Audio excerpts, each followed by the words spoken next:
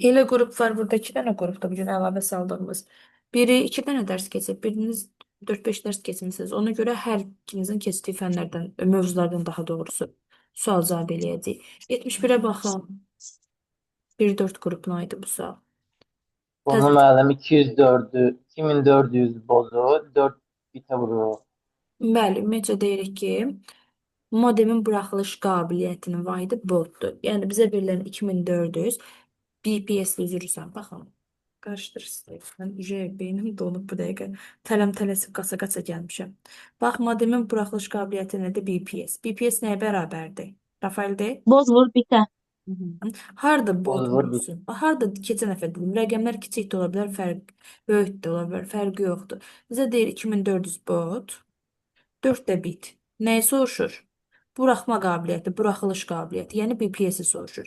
Nə etməliyik? Botla biti bir-birinə vurmalıyıq. Sadəcə eləməli olduğumuz şey bu ikisini bir-birinə vurmaqdır.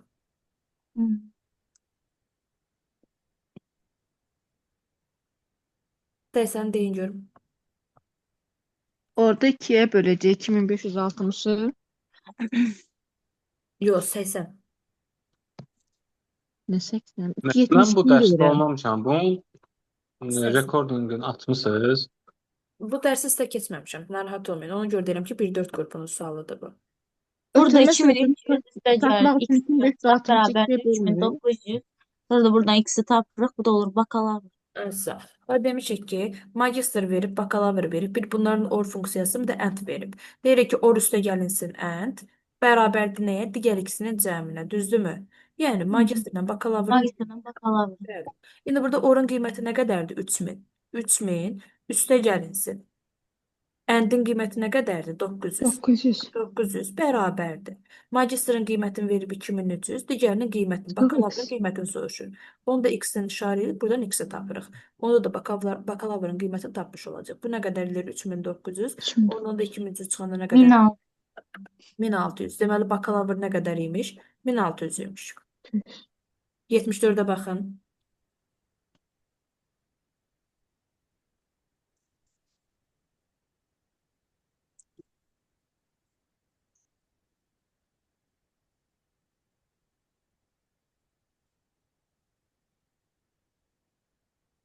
Sadə bir sualdır. Sılazı tapacağınız bir şey D değil. variantı.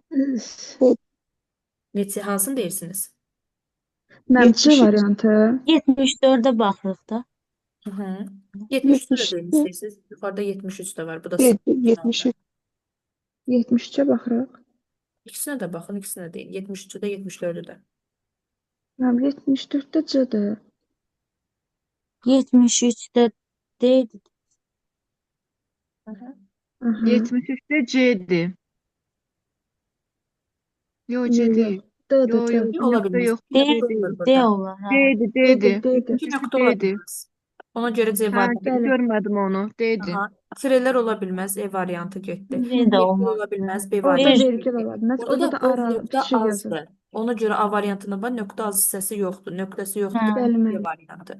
74-də HTTP, yəni protokolun adı gələndən sonra və fərqlərinə baxın özü. Birində 2 dənə P yazıb, birində 2 dənə T. Hansı doğru yazılışdır? Sağ olun. İlk öncə bilirik ki, boşa nöqtə xəttə bu istiqamətdə olur. Buna görə P, bu P, variantı gedir. Bəli. Qalır bax bu üç variant. Bu üç variantda aynen digərlərin fərqi nə? Vergül olmaz. Hansı vergül- variant olur burada Ha, sıra? vergül olmaz. C C, variantı. C'dir müəllim, C. C'dir. E variantı C düz vergilə görə olur. silinir, vergül ola bilmir. A variantında da bax HTTP yazılır. 2 dənə T, bir dənə P. Bəli. Görə hansı variant ola bilmir? A variantda gedib. Geriyə qalır C variantı. Mənə deyin görüm, elektron poçt protokollarından hansı ötürmə, hansı qəbul etməkdir? Burada deməli FTP ilə SMTP ötürməkdir, POP3 qəbul etmək.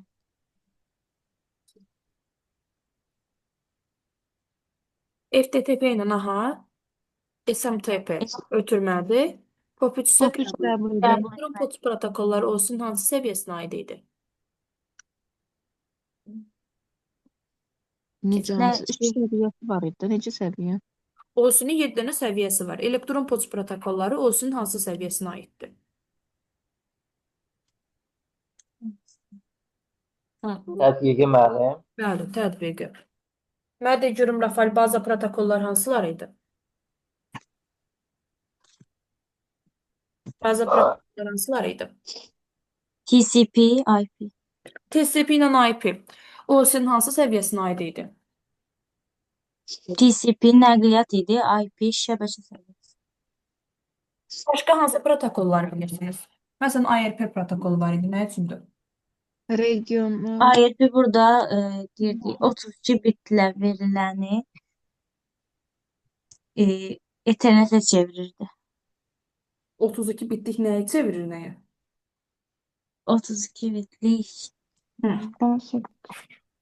8'e bölün. Ümumiyyətcə, IRP protokolu ünvanların müəyyən edilməsi protokoludur.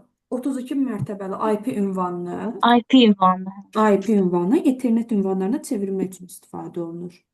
Gəlin biraz if dərslərdən sual cavab eləyək. Digər qoşulanlar da, yəni keçmiş olanlar da sual cavabda iştirak eləyə bilsin.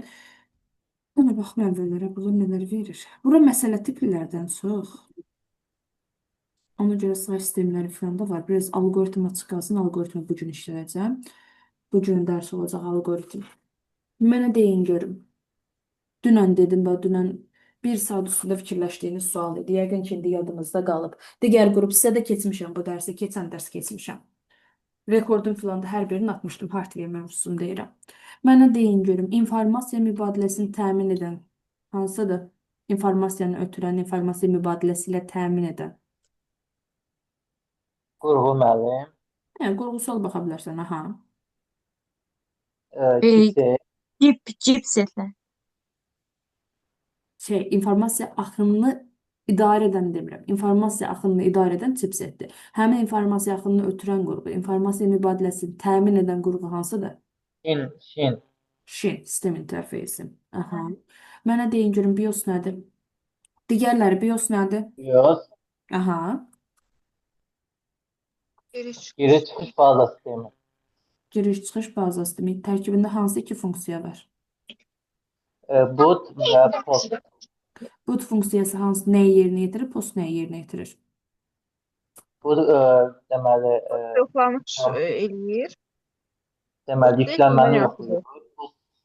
Ümumiyyətlə Nəzarət. aha, BIOS giriş-çıxış baza sistemidir. Kompüter işə salan zaman ilk işə düşən proqram BIOS'dur. Burada iki funksiya var. Post və boot funksiyası. Post funksiyası kompüterlərin ilkin yoxlanmasını təmin edir. Boot funksiyası isə yüklənməni təmin edir. CMOS nədir? Digərləri arzu xərcə bu dərslərdə olmuşsunuz. Sahadır müəllim. Sahadır, tarixi. Somalı ilə kompüteri yoxdur. Sahat İlk tarix. işə düşən proqram. İlk işə düşən proqram BIOS-dur. Giriş-çıxış baza sistemi. Mən CMOS-u soruşuram. Bəli, CMOS CMOS. nədir? Sahat tarihi yaddaşında Hə, saxlayır. saat, tarix, Daxiliyyat. Hər elan da açırsınız, hamısı qarışır. Vaxt, zaman, parol, konfigurasiya fayllarını tənzimləyən qurğumuz nədir? CMOS-dur. Mənə deyin görüm, CMOS ROM-da yoxsa RAM-da yerləşir? Yəni daimi yoxsa Romda. Bəli, daimi yaddaşda ROM-da. yerləşir. Enerjidən asılı deyil. Ümumiyyətlə, ROM yaddaş kompüterin zavod fabrik yaddaşı deyilir. Zavodda, fabrikdə beyninə yüklənən enerjidən asılı olmayan yaddaş deyilir. Bəs RAM nədir? RAM yaddaşdır. RAM RAM əməli yaddaş, müvəqqəti yaddaş. Bir də Əməli yaddaş, müvəqqəti Operativ, yaddaş üçdən idi. müvəqqəti. RAM yaddaşa deyirik, əməli, müvəqqəti və operativ yaddaş deyilir. Enerjidən asılı yaddaşdır. İstifadəsinin icra etdiyi yaddaş artıq bütün verilənlərin hər biri RAM yaddaşa yazılır. Hal-hazırda açmış olduğumuz slayd olsun, Zoom link olsun, hər biri RAM-a yazılır. Buna görə də enerjidən asılı olaraq silinir artıq. Mənə deyin görün, proqram təminatı neçə yerə bölünür? Deyirəm. Hansılardır?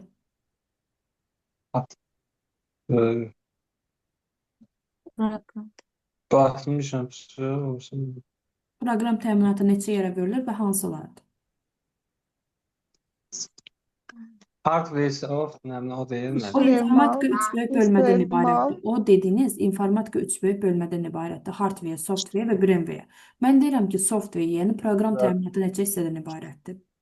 3 hissədən müəllim ibarət Tətbiqi olur. proqram təminatı. Bir də Aha. Hansıdır Rafael? Sistem proqram təminatı, tətbiqi və instrumental. Aysa sistemin açar sözünü demə nə Rafael? Sistemin əsas sözü emal Tətbiqin açar sözündə konkret məsələlərin həlli. konkret istifadəsi kimi, yəni həm istifadəçi sözünü görsən, həm də konkret birlikdə söhbət tətbiqdən gedir. Rafael instrumentalın açar sözündə Proqram yaratmaq, proqramlaşdırma, alqoritmləşdirmə. proqram şey deyirsən, proqram yaratmaq, proqramlaşdırma neçə səviyyədən ibarət olur Rafael? İki səviyyədən müəllim. Hansılardır? Yüksək dilli səviyyələr, Aşağı səviyyə, yuxarı səviyyə kimi, düzdürmü? aşağı və yuxarı səviyyələr. Aşağı səviyyələr hansılardır? Proqramlar Hı -hı. aşağı səviyyə. 2 dənə A ilə başlayan idi. Qalanların hamısı yuxarı idi. Hansılardır digərləri? Assembly və AutoCAD müəllim. Bəli, assembler və AutoCAD aşağı səviyyəli. Geri qalanların hər birisi yuxarı Qalanlar səviyyə proqramlaşdırma dilidir. bəli. Digərləri, mən bu dərsi keçən dəfə keçmişəm, yəni hamınıza keçmişəm. Siz 3-4 dərs əvvəl keçmisiniz, amma Şahbaba bəydir, Rabildir. Məsələn, baxın, Arzu xanım sizsiniz. Yəni bunlar keçən dəfə keçibsə, rekordu da atmışdım mən qrupa. Bilmirəm, Leyla qoşulmalıdır, qoşulub yoxsa yox. Elə olur öz adınızdan qoşulmuşsunuz, nöqtə filan görün. Mən dərsə qoşula bilməmişdim ötəndə. Amma rekordu atmışdım da. Düzdürmü? Hə, baxa bilməmişəm. Başım qarışdı, biraz işdə problemlər var. Komissiya var. Amma çalışın dərsə qoşulmasanız belə rekordlara həmişə baxın ki, oradan ümumi qeydlərinizi falan aparın ki, paralel gedə biləsiniz. Qaranlıq bir şey qalmıyor. Daha sonra Narahat disklərdən olmayın. biraz Bu həftə ərzində həll edəcəm. Disklərdən gəlin biraz sual cavab eləyək. Mənə deyin görüm, ən böyük yaddaş tutumuna malik olan xarici yaddaş hansıdır? Keçdi. HD. Hard disk müəllim. Ən böyük, və yenə sual verirəm. Ən böyük tutuma malik olan, yaddaş tutumuna malik olan xarici yaddaş qurğusu hansıdır? HDD disklər deyil mi? Bəli, terabaytlarla ölçülür açıq həcmi. Yaxşı, mənə deyin görüm. DVD disklər haqqında nə deyə bilərsiniz? DVD-lərin həcmi necə olur? Hansı ölçüyə malik olur? Nə saxlamaq olur DVD disklərdə? DVD Video disklər görüntü, haqqında şəkil, mahnı. Video saxlamaq olar, bəli, musiqi saxlamaq olar, data, yəni ümumi verilənləri saxlamaq olar. Həcmin deyil mən əsas, DVD-nin həcmi nə qədərdir? Gigabaytla ölçülür. Gigabaytla ölçülür, nə qədər gigabayt? 17. 17. 4.7 gigabaytdan 17 gigabayt arasında yaddaş tutma artıq dəyişir. CD disklər haqqında məlumat verin mənə, kompakt disk. CD disk. Bu Daha az terabaytla. yaddaşlıdır. O HDD-dir, terabaytla olan HDD-dir. Mən CD-ni soruşuram. Yox. Megabaytlandır. Nə qədər megabayt? CD-lər gigabaytlandır. Gigabayt. 750. Gigabayt. Nə qədər megabayt? CD-lər megabaytdır. 700 megabayta qədərdir. 750 megabayta qədər. 750. 700 megabayta qədər. CD-R-lə CD-RV-nin fərqi nədir? CD-R'də CD-lərdə daha yazılsın. böyük yaddaş tutumu var. CD-R'də bir CD-yə video yerləşdirmək olur. İnanla danışırsınız, mən heç kim başa düşə bilmirəm. Bir nəfər danışanı xahiş edirəm, amma bizlər gözləsin ki, tamamınızı tuta biləm. Kim bilirdi, davam eləsin zəhmət olmasa. CD-R-lə RV-nin fərqi nədir? Şahbaba bəy, davam eləyin. Bəli, CD yazıla bilirsə, o CD-lər bir dəfəm gigabaytlandır. yazılır. CD Dəyişiklik olmur da. Ümumiyyətcə, yaddaş Yox. tutumu kimi deməyin. Ümumi CD-lərin həcmi nə qədərdir? Megabaytla ölçülür. 670-700 arası deyirlər buna. Ümumi 700 megabayt həcmə malikdir. Amma ümumiyyətcə deyirik ki, CD-R və CD-RV deyilən bir disklər çıxır artıq burada. CD-lərin növləri. CD-R-lərdə heç bir dəyişiklik aparmaq olmur. Diski boş formada alırsan, məlumatı yazırsan, amma heç bir düzəliş eləmək, dəyişiklik eləmək olmur. Yeni bir məlumat yükləmək və ya yeni bir CD-lərdə. məlumat yükləyəndən sonra silmək belə olmur. Amma CD-R-lərdə elə bir şey yoxdur. Boş formada alandan sonra artıq məlumatı yükləyirsən və onun üzərində dəyişiklik aparmaq olur. Heç bir problem olmur artıq orada. Maqnit diski HDD-ni dediniz, ən böyük tutuma malik olur. Mənə deyin görün. Tak tezliyi nədir? Vahidi nədir? Ümumi tak tezliyinin nəzəriyyəti nədir? Vahidi nə ilə ölçülür? Yani Bəli, kompüterin vahid zamanda yerinə yetirdiyi əməliyyatların sayıdır. Hertzlə ölçülür. bəli, bir saniyədə yerinə yetirilən, yəni vahid zamanda yerinə yetirilən əməliyyatların sayına deyilir. Mərtəbəlik nədir, Rafael?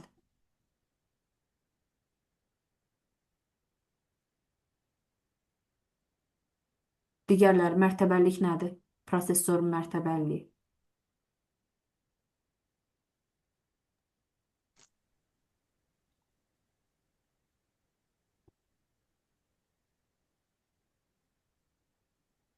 Yoxdur, sualın cavabı heç kimdə. Deməli, Prosesorun əsasınız yerinə 7. yetirdiyi əməliyyatların sayı. Ədədləri nəsə. Açar söz nə idi mərtəbəlikdə? Bitlər. Həmişə deyirəm ki, açar sözlərdə bitlər. Mərtəbəli sözün harda görsəniz variantda nə axtarırıq? Bit sözün. Bitlərlə ölçülür. Tərkibindəki bitlərlə ölçülür artıq. Mənə deyin görüm, ən sürətli yaddaş hansıdır? Keşfler. Çek yaddaş. Beşdən əvvəl nə var idi? e, Ardıcıllıq nə formada gedir? Birinci nə gəlir? Ən sürətli yaddaş. Registr. Register yaddaşı. Sonra gəlir keş yaddaş. Sonra nə gəlir? RAM, əməli yaddaş. RAM, Sonra da gəlir ROM. xarici yaddaş qrupları. Bax, bu ardıcıllıq, bu sürətin azalma ardıcıllığıdır. Yəni, registr bu registrdir. Ən sürətlidir. Bu formada gedən zaman artıq sürət azalır. Amma yaddaş tutumu, həcmi artır. Deməli, ən kiçik həcmə malik olan nədir? Registr. Ən sürətli olan nədir? Yenə də registr. Register. Sürəti ən az olan xarici yaddaş qrupları, həcmi ən çox olan xarici yaddaş qrupları. Mənə deyin görün, maqnit lent streamer nədir? Funksiyası nədir əsas? Necə bir yaddaş deyirdik ona? Yaddaşda virus maqnit streamer. yaddaş. İkinci nəslə aid olan bir yaddaş qrupusudur. Maqnit lent streamer. Bəli, Məlumatın virus maqnit lent üzərinə yazılmasına streamer deyilir. Bu yaddaşın Streamerə heç vaxt virus düşmür. əla. Bu yaddaşın özünə məxsus xüsusiyyəti ondan ibarətdir ki, bu yaddaşa heç vaxt virus düşmür. Bunu bilirik artıq. Əla. Mənə deyin görün, birinci nəslin element bazası nədir? Elektron hesablama maşınlarında. Maqnit disklər. Birinci nəslin element Ee, bazası. Elektron lampalar. Lampalar. Hə, element bazası elektron lampalar. Xarici yaddaş qrupusu bəs. Maqnit, Yoklar, perfolin. Perfokar. Perfokart. perfokartlar. Bu nəslin özünə xas xüsusiyyəti nədir? Yalnız riyazi hesablama aparabilir. Əla. İkinci nəslin element bazası nə idi? İkinci neslin transistor ve yarım geçirici materyallar. Okey, əla. Yarım Xarici yaddaş keçiciler qrupusu. değil. Magnet lens. Bu nəslin, ikinci nəslin özünə xas xüsusiyyəti nədir? Algoritmik diller. Algoritmlə işləyir. Algoritmik dillər yaranır, yəni artıq kompüter yalnız riyazi hesablama yox, eyni zamanda mətin də Yazı da yazı yazır. bilir. Aha. Dördüncü nəsil demişdik ki, üçü mən keçən dəfə dərslərdə saxladım. Birinci dördü dedim ki, qalanların hamısı üç deyəndə daha rahat ağlınızda qalsın. Dördüncü nəslin element bazası bislər, çibislər. Yəni böyük integral sxem, çox böyük integral sxem. Xarici Disk yaddaş mi? qrupusu olaraq, bəli, disklərdən, Optik disk və maqnit maqnit H disk. dedi. Aha. Bu nəslin özünə xas İşlədi. xüsusiyyəti mikroprosesorun kəşfi, yəni kompüterin beyni kəşf olunur artıq, GPU-su kəşf olunur və fərdi kompüterlərin fərdi kütləvi kompüter. istehsalı. Artıq yəni kütləvi istehsaldadır. Qalanlar nə desək, bax funksiyaların hamısında yerinə yetirilən hər bir şey, yaradılışların hər biri üçüncü nəslə aiddir. Modul prinsipi, asinxron rejim, aparat proqram təminatının birgə aparılması, monitor klaviaturanın kəşfi, multiproqram rejimi, qalanların hər biri üçüncü nəslə aiddir. Mənə deyin görüm, elektron hesablama maşınları, yəni EHM-lar nəyə görə nəsillərə bölünür? Element bazalarına göre. Element bazları. Ən mürəkkəb riyazi hesablamaları yerinə yetirən qurğumuz hansıdır? Prosesor mən. Bu yerinə yetirdiyi mürəkkəb hesablamaları kompüterdə necə məsələ adlanır? Sürüşkən nöqtəli məsələlər. Əla, çox qəşəng. Keş yaddaşlarda yerləşir. Ümumi Rafaelə vermirəm sualı, hamınıza verirəm. Yəni kim bilirsə. Daxili yaddaş. Daxili, yox. Daxili yaddaş. Keş yaddaş harada yerləşir? Yerləşmə yerinə görə iki dənə mövqeyi olur. Level 1, level 2 deyirik. Birinci səviyyəli keş yaddaş, ikinci səviyyəli keş yaddaş. Harada yerləşir? Daxili yaddaş və xarici yaddaş. Keş yaddaş ümumiyyətcə nədir? Sürətləndirici yaddaşdır, düzdürmü? Prosesorun sürətini artırır. Artıq prosesor məlumatı RAM-a, yəni əməli yaddaşa daha rahat ötürə bilsin deyə. Və bu keş yaddaş harada yerləşir? Level 1 prosesorun daxilində, Level 2 prosesorla RAM-ın arasında yerləşir. Keçən dəfə bu formada çəkmişdim. Demişdim ki, keş sürətləndiricidir. CPU, yəni prosesorun sürətini artırır. Məlumat RAM-a daha rahat ötürülsün deyə. Və bu keş yaddaşı yerləşdirən zaman bu CPU-nun sürətini artırır da. Birinci ilkin olaraq sən bunu CPU-nun daxilində yerləşdirirsən. Bunu birinci səviyyəli keş yaddaş deyilir.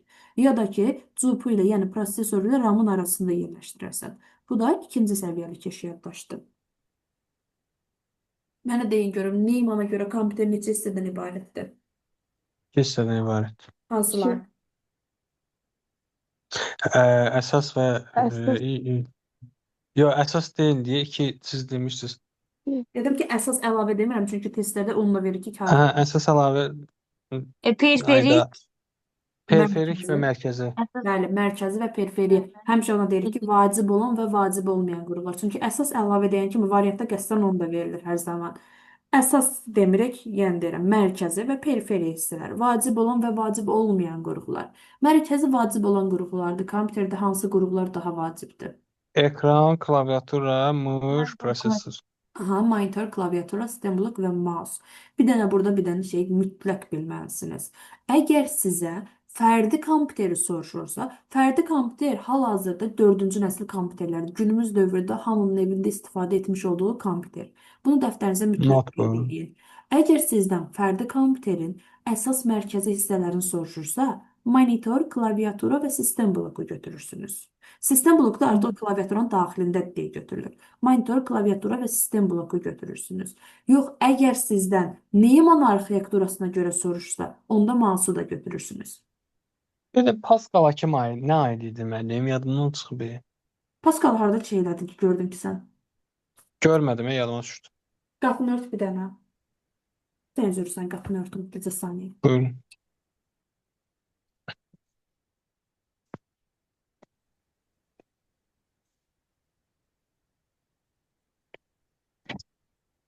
Ay gəldim üzürsən.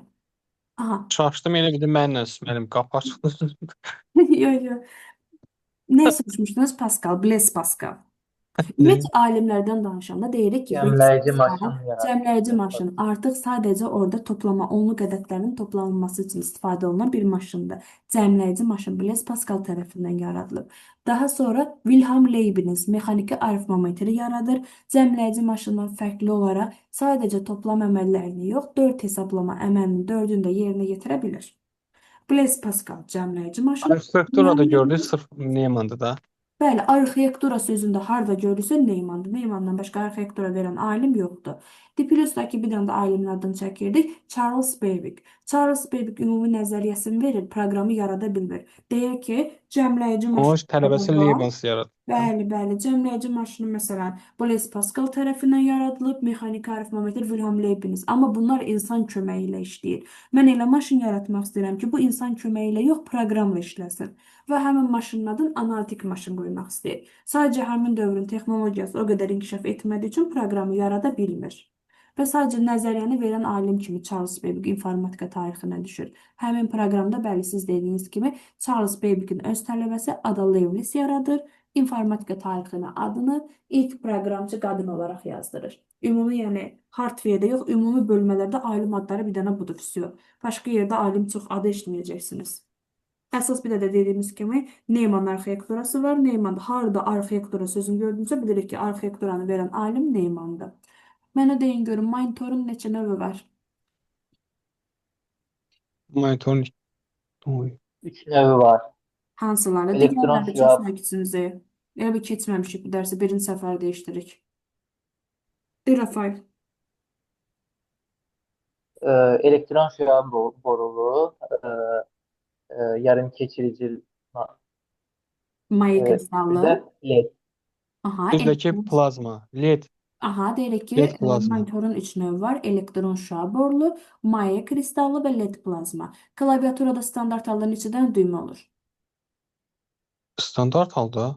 Yəni standart klaviatura 16 düymə. neçə? Yo, hərflərdir ya, 104 kursorlar. idi da. 104. Standart halda ümumi düymələrin 5. sayını soruşuram sizdən. 104, 105 düymədən ibarət olur. Standart halda klaviaturada 104, 105 düymədən ibarət olur. Həmin düymələri qruplara ayırırıq. Birinci xidmətli düymələr, məsəl üçün xidmətli düymələr. Xidmətli düymələr hansılara aiddir?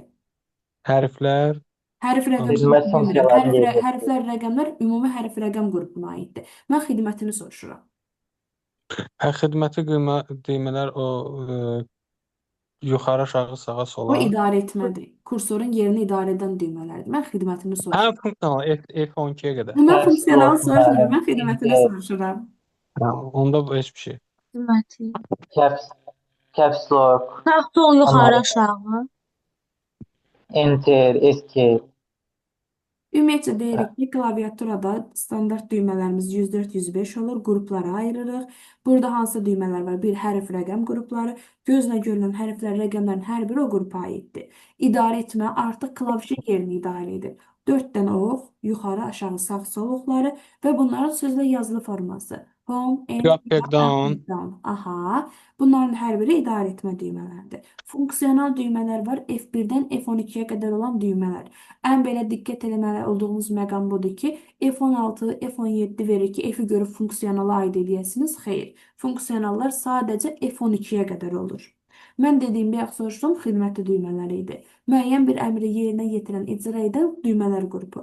Enter, Shift, Control, Backspace, Delete və s. kimi düymələrin hər biri bu qrupa aiddir. Mənə deyin görün, baş hərf rejiminə keçirən, yəni hərfləri böldüb kiçiltmək deyərik də Lora dilindən. Baş Caps. hərf rejiminə keçirən, bəli, caps lock. Caps. Bir də belə bir şey var idi. Bu bir dəfə düşmüşdü sınağa. Klaviaturada hansı düymənin üzərində işıq indikatoru var? Caps lock'daydı da. Bir dənə caps lock, bir də hansında numlock. Sağ tərəfdəki rəqəm Numlock. panelini aktivləşdirən, bəli, numlock. Numlock sağ tərəfdə olan rəqəm panelini aktivləşdirmək üçün istifadə olunan klavişdir. 2 dənə işıq indikatoru olan var. Bir caps lock, bir də numlock. Ümumi klavişlər o 104 dənənin standartına soruşursa bu ikisini deyirik. Bir də təbii ki power düyməsidir, onu sayılmır. Mənə Mən bir şey deməyim. buyurun. Bu informatika suallarına baxdım. Hı. Bu qəbul suallarını keçənkilə. Baxmayın hələ ki. Heç nəyə baxmayın. Yəni belə Baxsınız, stres yaşadım ya, gözünüz aydın. nə oldu? Stres yaşadım. Onu gördüm ki, Burada müəllim yeni mövzu daxil ediblər bu il. yəni baxanda onu hamıya deyirəm ki, Təhlükə. belə 5-6 mövzu keçəndən sonra ücə sınaqlara baxırlar, çox mövzunu əhatə eləyə bilir artıq, bilirlər deyə rahat yazırlar. İlk 2 mövzuda siz varsınız, hardware-ni keçmisiniz, software-də iştirak eləməmisiniz, rekorduna da baxmamısınız. Yəni o bir dənə hardware-inizə güvənərək xahiş edirəm sınaqlara falan baxmayın, eləməyin. Boşuna özünüzü stres edəsiniz. Görək olmasa təzədən bir dənə fevraldır. Fevral demiş ya, ikinci cəhdə. Aprelə hazırlayın.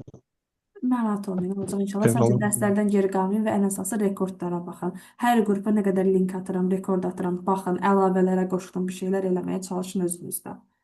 Yəni belə çox şey eləməyin ki, ikincisi var onsuz da. Bir dənə də sual verəcəkdim, nə deyəcəkdim, yadımdan çıxdı. Backspace ilə delete'in fərqi nədir? Deyin görün. Biri sola, backspace sola, delete sağ. Aha, kursorun dayandığı yerdən backspace sola, delete isə sağa silir. Daha sonra softdan filan da sual verə bilərik. Tətbiqi proqramlardan məsəl üçün. Tətbiqi proqramlar hansılara aid idi? Digərləri. Hamınıza Tətbiqi keçəcəm. proqramlar. Aha, bəli. Tətbiqi Burada proqram. ümumi təyinatlı, Ümumi tətbiqi proqram təminatına nələr aiddir? Nəzər olaraq. tətbiqi burada yüklənirdi, yəni istifadəçi tərəfindən Ümumiyyətlə, konkret deyirik ki, məsələlər. proqram təminatı 3 yerə bölünür. Sistem, həm də mən qaydanı təkrarlamış olam ki, siz də təkrarlamış olasınız. Sistem, tətbiqi, instrumental. Sistem artıq kompüterin özünün daxilində olur. Yəni, Özünə aid. yükləmirsən və ya sən nə isə icra etmirsən, sənə lazım olan proqram toplusu deyil. Açar sözümüz emal idi. Sistemi soruşursa, variantda harda emal sözünü görürsə, bilirik ki, sistemə aiddir. Tətbiqi də artıq bilirik ki, sən yükləyirsən, yəni istifadəçi yükləyir və konkret olaraq bu hansı Məsələlərin funksiyanı yerinə yetirir, hansı məsələnin həllini yerinə yetirir. Məsələn, ofis proqramları, ümumi ofis proqram paketi, hər biri Microsoft Office paketi tətbiqidir. Word olsun, PowerPoint olsun, bilirik ki, Word-də nə edirik? Dokument hazırlayırsan. Konkret olaraq Word-ü sən yükləyirsən və konkret bilirsən ki, nə üçün lazımdır? Dokument hazırlamaq üçün lazımdır. Məsələn, PowerPoint. Neynirsən? Sən yükləyirsən, istifadəçi yükləyir və orada slayd hazırlamaq üçün istifadə edirsən. Bu artıq nəyə aiddir? Tətbiqi proqram təminatına aiddir. Sadəcə ofis proqramları yox, tərcümə proqramları, dil proqramları, lüğət proqramları, nəşriyyat proqramları, şey olur, mühasibat proqramları, bu toplumların hamısı artıq sənin yüklü, konkret olaraq hansı işi yerinə yetirə bildiyini bildiyin proqram toplusu tətbiq edir. İnstrumental isə proqramdan proqram yaratmaq, proqramlaşdırma dilləridir. Bayaq Rafael də qeyd elədi ki, aşağı və yuxarı səviyyəli olur. Aşağı səviyyə assembler, avtokod, qalanların hər biri Python, Java, digərləri məsələn C++, hər biri artıq yuxarı səviyyəli proqram təminatına aiddir. Mənə Bu deyək, dərsi biz keçmişik. keçən dəfə siz olmayıb, rekorduna baxmadığınız dərsdir bu. Mən Aha. orada bir demişdim. Mənə deyin görəm, virus proqramları, viruslar ümumiyyətcə alqoritmik xüsusiyyətlərinə görə hansı virusları bilirsiniz? Yəni alqoritmik xüsusiyyətlərinə. Yəni adlarını çək, qısası virusların adlarını çək. Viruslar burada bölünür yaşayış mühitinə görə, yoluxuculuğuna görə, Yaşayış Məsələn. mühitinə görə harda yaşayır viruslar? fayl yüklələmələrdə idi. Virus kompüterə haradan daxil olursa olsun yaşayış mühiti, yəni özünə yaşayış mühiti qurduğu yer fayl yükləmə və şəbəkə. 4 dənə yerdə mühitləşə bilər. Dağıdıcı imkanlarına görə təhlükəli, az təhlükəli, Təhlükəli, çox və çox təhlükəli. təhlükəli. Mənli virus adları sayın görüm. Tələbə, Qurd, tələbə, trayon, Qurt nədir? Qurt. parazit var idi, polimorfik. Polimorflar, Bəli. troyanlar, Makro. tələbələr, bəli, makroviruslar. Viruslardan ən təhlükəli hansıdır, ən təhlükəsiz hansıdır? Ən təhlükəsi tələbə ilə təhlükəsizdir. Bəli. Ən təhlükəli hansıdır? trayon. Bəli. Koronavirusu ən təhlükəli virusda artıq virusu göndərən şəxsin, kompüter virusu göndərən şəxsin idarəsi altına keçir birbaşa. Buna görə də ən təhlükəli virus deyilir. Troyan. Amma tələbə virusu isə adından da göründüyü kimi peşəkar olan Tələbə tələbələr tərəfindən yaradıldığı üçün artıq bu Səhvlik çox olur. iş prinsipində səhvə yol verilmə imkanı çoxdur. Buna görə də nə deyirik? Çox da ziyanlı deyil. Səhvə yol verilmə şansı çox olduğu üçün ziyansız virus kimi baxılır. Antiviruslar proqramları nə üçün istifadə olunur? Antivirus Kompüteri proqramı. qorumaq üçün də viruslardan qorumaq üçün. Virusdan qorunması üçün. Təbii ki, arxivatorlar bəs. Buradan O da həcmli həcmli fayllar sıxılırdı.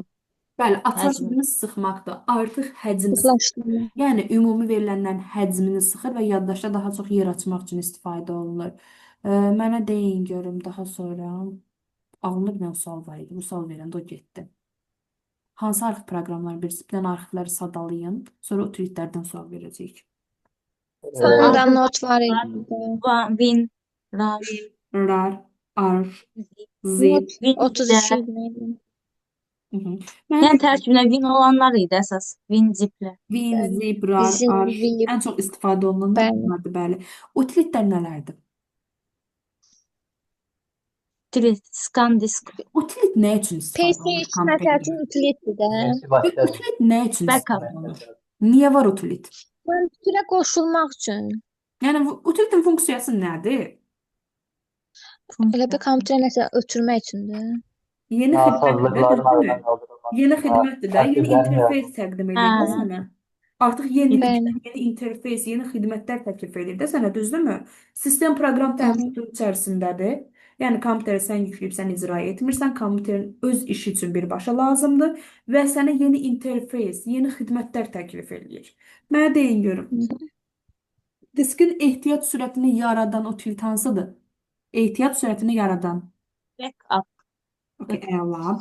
Mənə deyin görüm, lazımsız faylları silən. Silir, təmizləyir. İngilis oradan tuta bilərsiniz. Formatlaşdırma. Yox, var bizdə. lazımsız faylları silir deyirəm. Bütövlükdə silir demirəm. Clean. Clean up, bəli. Clean. Clean up, aha. Optimallaşdırma. Diski optimal vəziyyətə gətirir. Hansı utilit? Options. Yox, oxşadın dedim deyə adın o qədər də yox. Hər sözümə Bəlkə nə var idi? Fragment. defragmenter, okay. Disk defragmenter optimal vəziyyətə gətirir artıq diski. Proqramları təyin olunmuş vaxtda işə salan utilit hansıdır? Proqramları təyin olunmuş vaxtda işə salan utilit hansıdır? Backup. Yox. Task. Backup ehtiyat sürətini yaradır. Bayaq da dedik onu. Lazımsız faylları silən cleanup dediniz. Ehtiyat sürətini yaradan backup, optimallaşdıran defragmente. Okay, bunlar üçünü də əla dediniz. Mən deyirəm proqramları təyin olunmuş vaxtda işə salan utilit hansıdır? Task. Aha, davam getdi. Task nə? Task ne? SHE yazılır, o formada gedir. Bəlkə ağlına gələr. Hare. Yox. Siz sualcan bilirsiniz köhnə dərsləri? Mhm. Niyə dərs keçmədiniz? Hələ yox. Hələ bir köhnəni. Mənə çox belə əla verdiniz. Ürək açan mənzərələr var burada. Yəni bu Nasıl gün mən- dərs Kontrol keçirik. değil. Necə? Mən Hə, evdə olmadığım üçün oxuya bilmirəm. təzə dərsi keçirəcəm. Linkin olsa 30 saniyəsi qalıb qutarsın. Bu biri linkdə də təzə dərsi keçirəcəm. Amma köhnəni çox qəşəng bilirik axı bu dəqiqə. Hamısı yadınızdan çıxır. Niyə çıxır onu da bilmirəm. Dəfələrlə keçirik, Evet. dəfələrlə. Hər dərsdə demək olar ki, biz bunları sual cavab edirik, linkləri atırıq. Nə qədər sınaq işləmisiniz buna aid? Düzdür. Mövzu sınağı, hər dəfə mövzu sınağı, nə qədər hardware bölməsinin 3 dənə sınaq işləmisiniz. Proqram təminatından nə qədər suallara baxmısınız. İnşallah yaxşı olar nəticəsi. Yəni söyləyim, linki bir dənə 30 saniyəsi qalıb təzəliyim.